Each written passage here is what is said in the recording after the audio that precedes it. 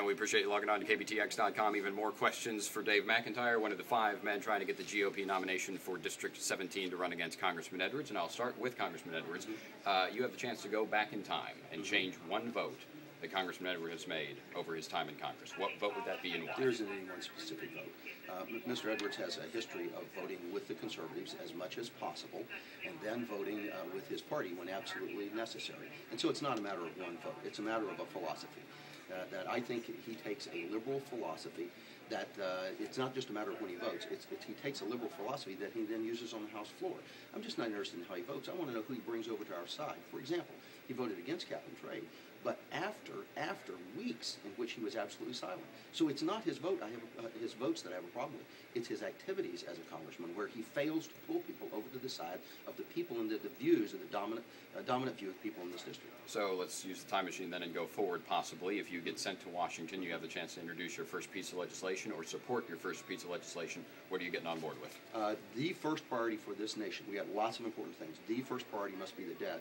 Congressman Joe Barton stepped out last weekend with a very interesting proposal that we take a look at benefits, which are out of control in the federal government, and we divide them between earned benefits, like retirement and Social Security, and unearned benefits, where we've simply given people money because we think they need some help. And he recommends that we maintain the earned benefits. People earn them. But that those benefits that we've sort of bestowed on people, we have got to begin scaling those back. You bet I would jump on that right away. It's very important. I think it's kind of universal that the deficit needs to be reduced. I don't think any party would disagree with that. It's just the way of which it's going about it. How you go about it, and the degree of priority. This is the important point. That we are in uncharted waters, and that's what's new here. Yeah, everybody talks about the debt. Right now, we're not feeling it because the federal government is paying almost zero interest on the bonds right now. People are so worried worldwide, they come to us and pay zero interest just to have the money safe. But as soon as the economy begins to recover, we're going to find that the federal government, with a $14 trillion debt, is competing with every local businessman who's trying to borrow money to employ more people. And we're going to find that the economy is stifled by that debt. It's got to be a top priority. You're opposed at this point to the Democrats' health care plan that's on the table. CBO has come out, the Congressional Budget Office has come out and said this will in fact reduce the deficit. Do you disagree with that assessment of it in addition to the premise of the plan? I'm not sure about that assessment because everything is so politically charged in Washington, D.C. I've got a number here, I got a number here, I got another number here. The numbers today are different from the numbers yesterday.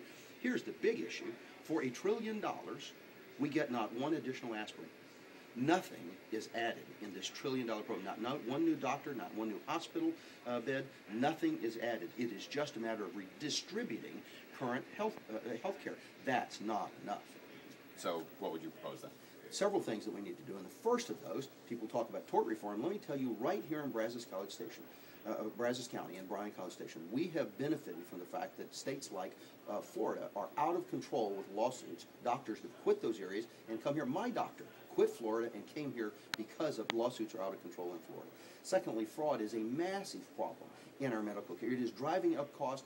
It is taking people, it is making our wait longer for people that don't deserve care are getting it at our expense.